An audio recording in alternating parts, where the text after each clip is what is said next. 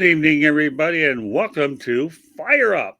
My name is Scott Morganroth, the Motor City Madmouth. Pleased to be joined by my regulars, Jeremy Ballreich. What's up, smoking?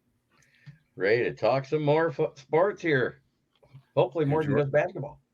George Eichhorn. I love the Hey, attire that these guys are wearing. They speak the company brand. let's George, welcome back to the big fire it show. up. Let's fire it up. Hey, Scott. Hey, Jeremy. That's what we're going to do. All right, look at this. Wayne Shirk. Good That's evening, one of my my guys, friends. Wayne Shirk. Make sure if you like what you see here when we're talking these sports shows, go over to the South Florida Tribune and subscribe. That Mark sounds Mallett, that good. goes for you too. There you go. Mark Malik. Look at these guys. These guys are the best, man. Brian Three Cushion. Hey, all my guys are popping in real quick. Oh, well, I'm glad you can enjoy your Thursday night. Well, we got a few topics we're going to talk about tonight Heck as yeah. we go into the sports weekend. And the first one is one I hate to say it, but the only word I can describe for this is laughable. And when I mean laughable, no, it's not laughable enough where I'm losing my hat over this, Jeremy. I won't go that far to even let you get the gratification thinking it's that.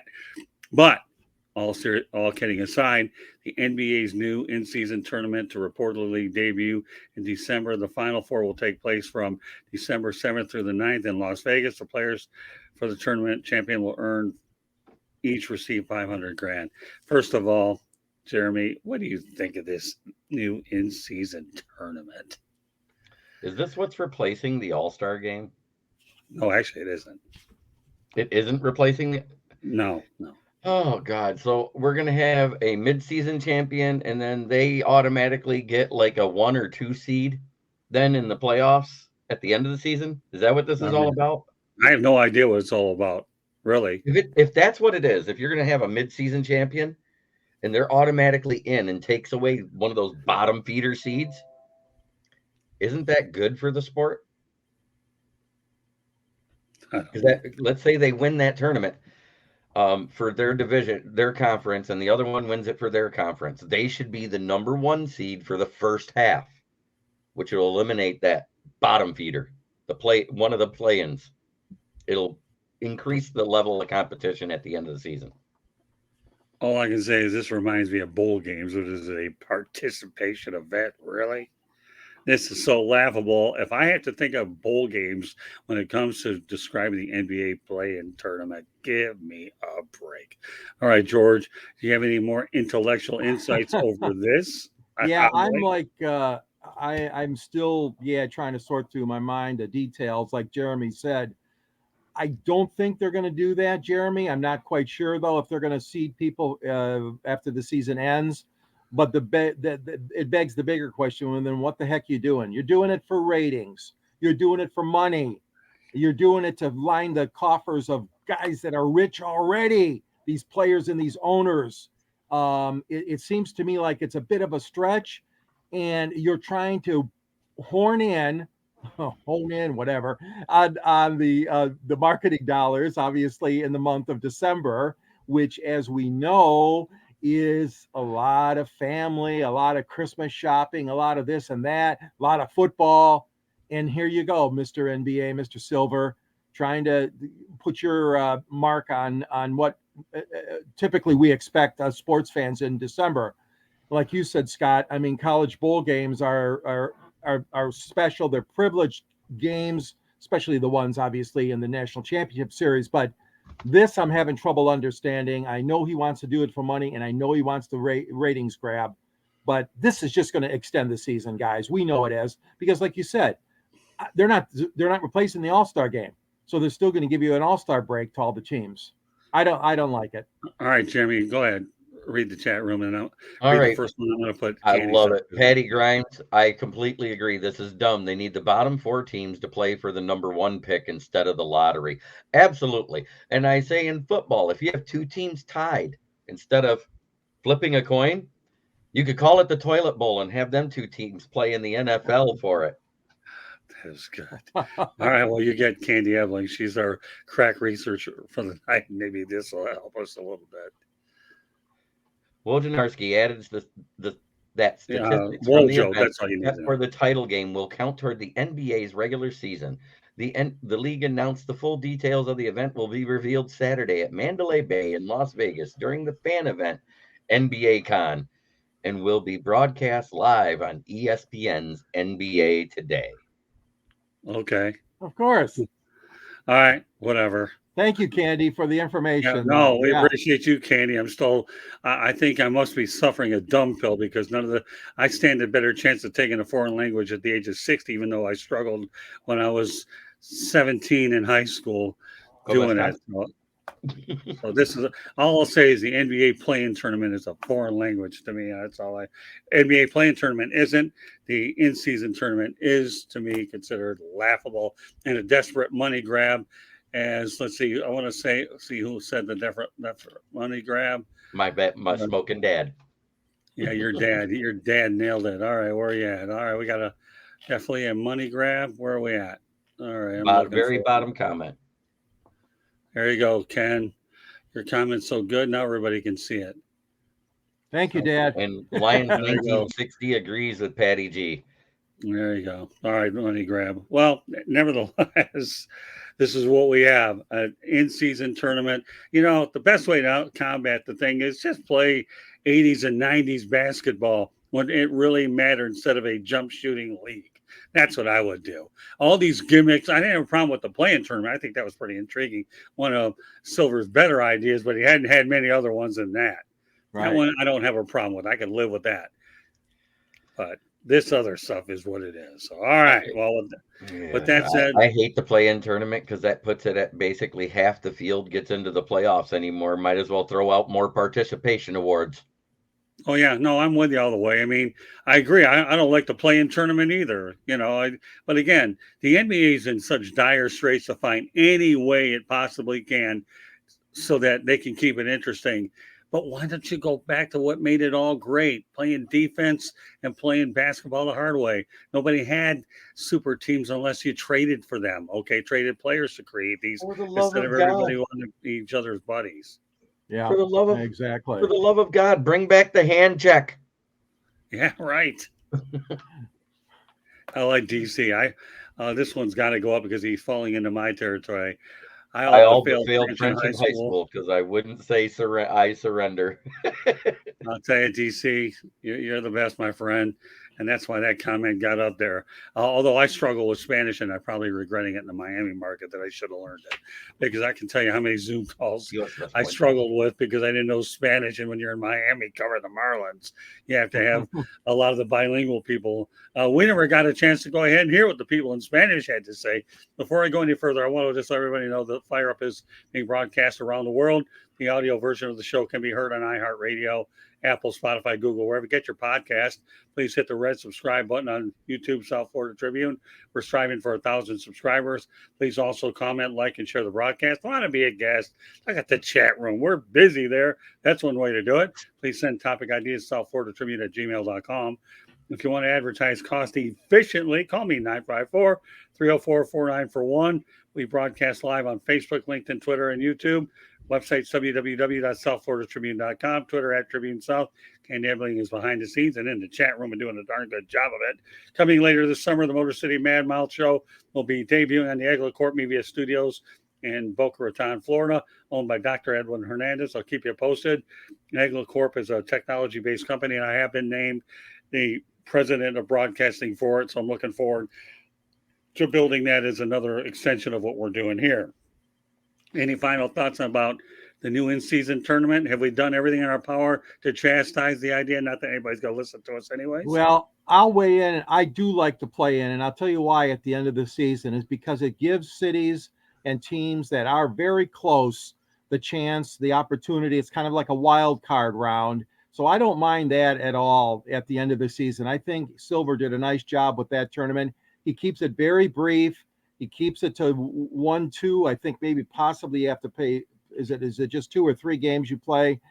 And I do like that format because, like I said, it brings those cities, those franchises that are just trying to eke into the playoffs a chance to play against competition that is about the same as them. In other words, you know, a 7 seed against the 8 seed or 8 versus 9, whatever the heck he uses that formula. But no, I am against, like you guys said, I don't like this other tournament early in the season at all. In-season tournament. Candy Edmund brings up another one. NBA governors voting on July 11th regarding flopping. Get rid of it.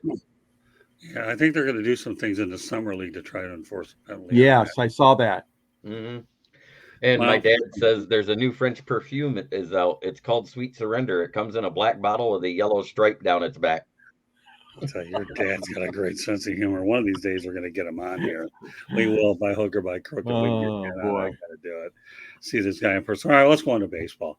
Mike Trout, his surgery on a broken wrist. He's out 48 weeks. Tough luck. Angels are 45 and 44 going into it. I don't know, Jeremy, some thoughts about Mike Trout. Man, such an amazing talent, but the last 3 years has struggled to stay on the field. Availability is the best ability, and I knew when they did that big contract for such a long period of time, it may bite them in the butt. Yeah. Okay, George. Mike is a great ball player. You know, everybody kind of anointed him as the second coming when he first broke into the league, and I know he's. You know, they've tried hard, but baseball has, to make him more outgoing and more fan friendly, whatever you want to call it. But boy, oh boy, this is a real blow to the Angels. That franchise has been lollygagging for how many years now? And Ohtani is there, but I'm telling you, you know, they need Mike Trout's bat for sure. This is really, really going to harm their chances to make the postseason. It's unfortunate. We've had it though. Other teams have had it and been able to somehow bear through it, but not. I don't think the Angels can. Although, you know, it's a long season, we'll see. But it is definitely a heartbreaker for the Angels franchise and their fans. Yeah, if indeed this is Ohtani's last year, one would have thought they would have had 162 games or 150 with Ohtani and Trout, but it's not going to happen, unfortunately. And I've worked with the Angels in the past. Tim Mead used to be in charge of their media, and Tim and I are really good friends. And the Angels, to me, they have a world title under Mike Scioscia, but haven't really been relevant in the postseason. I just feel bad for the organization, the knowing that Ohtani could probably pick his price when it's all said and done. All right, final topic of the night. San Diego State will be staying in the Mountain West for now. This is a blow to the Pac-12, citing uncertainty that no deal is expected to be announced imminently. San Diego State University will be in the Mountain West. As I mentioned, no team in Southern Cal. So when you talk about the position that Pac-12 commissioner is in, Georgekliavkoff, you talk about a commissioner that's in a bind. You lose UCLA and you use USC, and then you can't even get San Diego State to even be in Southern Cal. How relevant is the Pac-12, and do you think that San Diego State made the right move? I think they're committed there for at least 2 more years. Jeremy? I think San Diego State did the perfect move. I think the Pac-12 is slowly becoming the Pac-9. I think Oregon is the next team to leave. Right. Because I don't see them staying if the level of competition doesn't remain at a high level. And without USC and UCLA, I don't see a high level staying there. What's their biggest competition now? Stanford? Yeah, right. George? Yeah, I remember when I went to a journalism conference many, many years ago, I met a young guy that was a student at San Diego State University, and he was so excited about that school. And he was really pushing especially the basketball, but the football too. And I'll never forget it. It kind of stuck in my head. So I've always had a kind of a soft spot for San Diego State when it comes to athletics, just so, you know, it's a wonderful area, as we know. It's a beautiful part of California. It's a very good university. And I agree with Jeremy. I think they were smart in not jumping, because obviously the Pac-10 is looking for help right now, guys. I mean, they're having all kinds of hemorrhaging, if you will, and getting teams to stay, or even enticing new ones to come on board, like San Diego State. All that being said, no, I think San Diego State did the best thing also to stay put for now. And it's a shame, because that Pac-10 Big Ten rivalry was so great at the time. Us guys know, with the Rose Bowl being the crowning triumph, of the two conferences on NBC on New Year's Day. I mean, oh my God, as kids growing up, we look so forward to that and seeing that Rose Bowl game. And now it's just kind of like college sports is football so darn convoluted now and so money grabbing hungry. I don't like it. Well, two prominent names that a lot of us are probably all too familiar with, anyways, is bradyhoke, who's their football coach, and Stevefisher. We all know what a wonderful job he did at San Diego State. And I'll make it a clear majority that San Diego State made a good move holding off. The Pac-12 is in trouble, and they got to find a way to avoid any hemorrhaging. I don't think the Big Ten is done from expanding. To me, I have a feeling, I do believe in my mind, I've always felt this way, that Washington and Oregon will be the next two to go. And if they don't get Washington and Oregon, I could see Stanford and California going. But I would say Washington and Oregon would be the most likely ones because they want that Nike money is what they want. And that's big city in Seattle. Time will tell how this plays out. Everybody got their thoughts in on this one because we're going to parting shots afterwards. Yep. Jeremy, any closing thoughts on this topic? Good job, San Diego State. All right. What about you, George? Yeah, good job. And I'm looking forward to seeing how that Big Ten plays out with adding UCLA and Southern Cal, I know. And San Diego State, good job in just resisting it right now for going to the Pac. Okay, well, we are going to go to our parting shots here on this Thursday night. Just want to point out one more time, with a few more minutes left in the broadcast. I'll get to that. That the show is that Fire Up is being broadcast around the world. The audio version of Fire Up can be heard on iHeartRadio, Apple, Spotify, Google, or wherever you get your podcasts.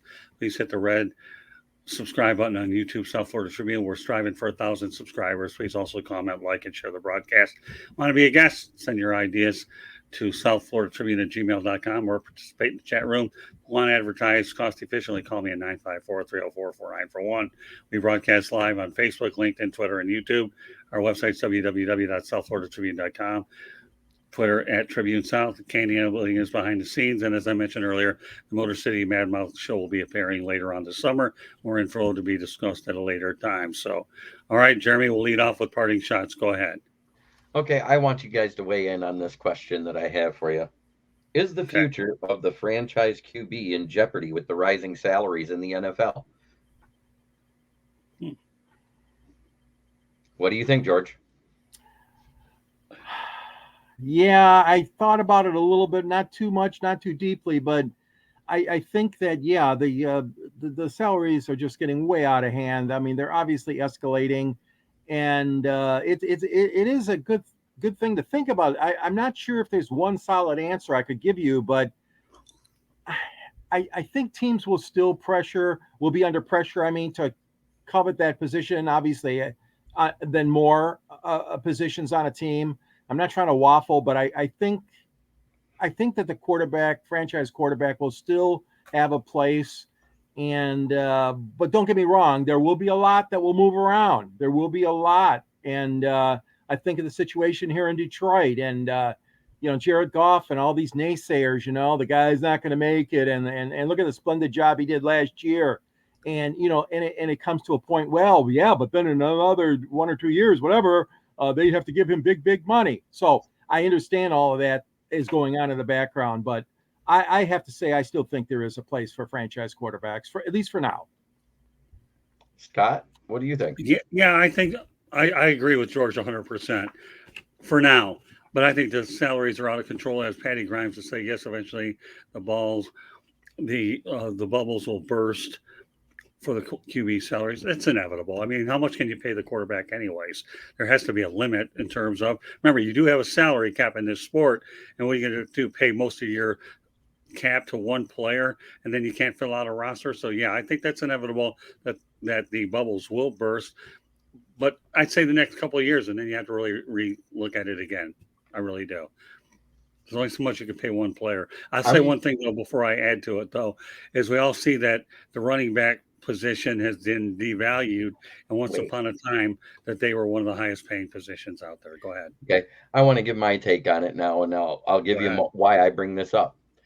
Number one, there has only been 3 quarterbacks that are not on a rookie contract that's won the Super Bowl since the year 2000. That would be Tom Brady on a less than market value, Peyton Manning, and Matthew Stafford. That's it. All the rest of the QBs that have won a Super Bowl have been on a rookie contract. Wow. So with that being said, I think that unless they are getting to that level of talent, there will be no such thing as a franchise QB going forward. it'll always be regurgitate and recycle through the draft, because the talent coming out of the draft is way better than what we used to see coming out of the draft. You used to see maybe what, one or two quarterbacks be good out of a draft class, and lately we've seen 3 or 4 out of the draft class, and not all of them were first rounders. Yeah, but I'll tell you, you're going to bring now all them third, fourth rounders. Look at all the other players that have been drafted later in the draft instead of Joe Montana stands out to me. I don't care about Tom Brady. They were lucky that a guy like him fell. But what about Joe Montana in the third round? Wasn't too bad, was he? Yeah. Well, and I'm sure in the second round. Well, there you go. Yeah. So, it's very interesting. Yeah. I like your parting shot. That was a really good one. That's thinking man's parting shot there. All right, George. Well, my parting shot is going to be something that my colleague Joe Lapointe of the Metro Times, formerly of the Free Press, formerly of the New York Times, wrote. And he's very, very thoughtful in his writing. And I have to share it with you guys. What's the future of Comericapark? This ballpark was built in 2000. This ballpark is now 23 years old, and it is showing its age. Really? Can you believe the Ferris wheel is shut down? The carousel, they spent all this money on these 2 beautiful rides for the children, and they're both shut down. Wow. There's water stations and hydration stadiums where you could fill up a bottle for water if you cannot afford the high prices of bottled water at Pop and Beer. They're not working, Joe said in his article. Chris Ilitch, if this isn't an eye-opener, and Scott Harris, it should be for you guys. You have to do something to maintain this stadium properly, to enhance it, to bring more fans down there. I know you can't do nothing about everybody getting drenched with rain or drenched with heat and sunshine. There's no overhangs, as we know, at Comericapark like we had at Tiger Stadium. But I'm telling you, Lapointe had a good column, and it's making a lot of noise from the readers that have seen it and posted it on Facebook. So all I'm doing is kind of chiming in, but I'm saying the same thing. Chris Ilitch and your mother and who's ever else involved in this franchise, you guys better get some forward thinking right now, because you can't leave this ballpark just, I don't want to say ruined, but just be lackadaisical in keeping a high standard that is required for a Major League Baseball stadium. I doubt if they'll be able to afford to build a new one, at least not as owners. I doubt if they'll do that, even though Lapointe suggested that in his column. That would have to come, I believe, with a new ownership. Yeah, I was always thought that these ballparks are built now are meant to last 50 to 100 years. Milwaukee's having the same problem with Miller Park. I mean, think about it. Now they have $400 some million of maintenance. What are you going to do? They're all built to last. So good luck. That's all. And then look what happened. Texas goes and builds a new one right away. So you got some cities there. I mean, well, Atlanta did a good thing by going to the suburbs, but they felt like that's where their fan base was. So I have no problem. And plus, they're reusing their other one for Georgia State football. So that's not a total loss. My parting shot is actually in the Detroit area. Filipzadina. Oh, I'm going to fill the net with pucks. Yeah, okay.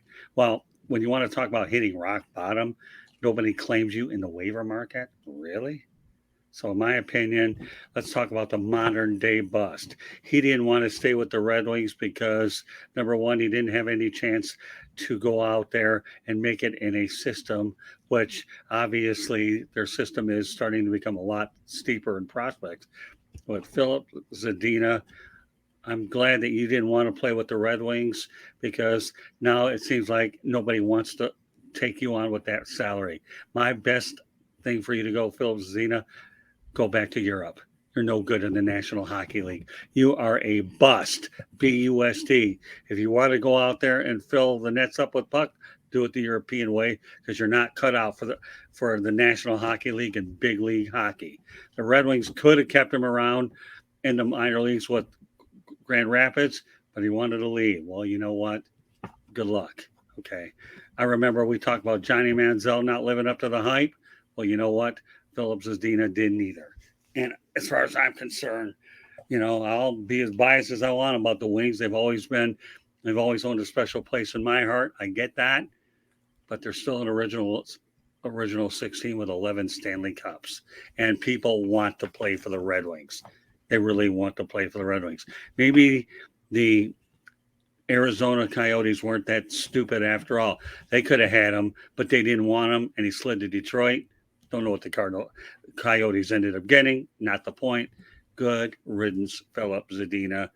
Maybe you need to go back across the big pond and disappear once and for all. Nobody cares about you anyways. Go ahead, Jeremy. One more thing. I mentioned it on my show last week. I didn't really get a chance to mention it here. Former Michigan quarterback, graduated from the University of Arkansas, drafted by the Patriots, was a journeyman around the league a few years, had his first year as a high school coach. Ryan Mallett passed away last Wednesday in a drowning accident, and my heart and deepest condolences go out to his family. Okay. And Jeremy, well said, and his beautiful fiance too. They were going to get married, and she was also, I understand, swimming at the time, and just so heart-wrenching and so heartbreaking. Thank you. 35 years old. Yeah. Unbelievable. Yep. Gone way too soon. All right, as we wrap up Fire Up, we're going to let everybody know how they get a hold of you, Jeremy. And also, before you do, we have another episode coming up this Sunday called The Professor and the Pupil. Hope you can join us. Plan to have on Jacob Christner to join us. We'll have a 3-man booth that day. So go ahead, Jeremy. Well, yeah, as you mentioned it, I am on the South Florida Tribune channel on YouTube. So therefore, come on out, check us out. We have our show on Sunday, The Professor and Pupil. We have Fire Up, which could be on a Monday, it could be on a Thursday. Who knows? It may even be on a Tuesday. It's whatever Scott wants to do. Then I do the Inside the Pigskin, occasionally 108 Stitches, Sports Exchange, Fire Up Michigan, Fire Up Wisconsin. Never done Fire Up Florida yet, but I'm quite sure it'll happen eventually. Then there's my channel, Kneecap Fighting with the Detroit Lions, where I do during the off season, I do my Wednesday show about the NFL and my Friday show about the Detroit Lions. Then there's Let's Talk Sports Network's show, the Jeremy Ballrick Show, where I get to interview podcasters, fans, and former players from different sports around the world. Then let's see, what else do we do on Sundays? Oh yeah, I do another one of those interview shows on Sundays through Let's Talk Sports Network. So I'm a busy guy. King SJ, my favorite Canadian fan. There you go. Got you in there before we under the bus. Anything else you want to add, Smoking? I want to say thank you to everybody from my channel that popped in to say hi. It was great to see you here. Great activity. DC, Patty Grimes, Smoking Dad, King SJ, Brian Roy, all of you guys. Thanks for coming in. Don't forget to go subscribe on the South Florida Tribune YouTube channel. Okay, George, you're next. Yeah, I got a book called Detroit Sports Broadcasting on the Air, and Scott's in the book. He's interviewing Muhammad Ali and Jimmy Connors. We got all kinds of sportscasters in here from Detroit and Michigan. It's a great read. There's a link at my column. Jeremy and I write for the Motor City Tribune under the South Florida Tribune banner. And there's always a link to acquire the book at the bottom of my column. Also, you can hear me on 108 Stitches and the Sports Exchange, and whenever Scott needs me on any of the other programs here on this wonderful network. And I appreciate being asked to be on and enjoy it very much. You can reach me at gicorn@yahoo.com and also SanGSports99 on Twitter. And follow me also in the pages of the Detroit Monitor, which is a local newspaper here in town. So glad to be part of the show, and you guys are terrific. Well, just a programming note that we will be running a Fire Up show, probably this one more often than not on Thursday nights after my one-on-one interview. So we're going to be making Thursday nights a 2-show night here on the network. With that said, great job by Jeremy, as always, and George. I know what I get out of these two guys, nothing short of outstanding excellence. So these guys do a really wonderful job. So I'm proud to have them on my team. With that said, this concludes this edition of Fire Up. My name is Scott Morgan, the Motor City Madmouth. I want to thank everybody in the chat room that participated, and we will catch you on our next broadcast. Good night, everybody, and thank you for joining us, and have yourself a safe and wonderful weekend. Good night now.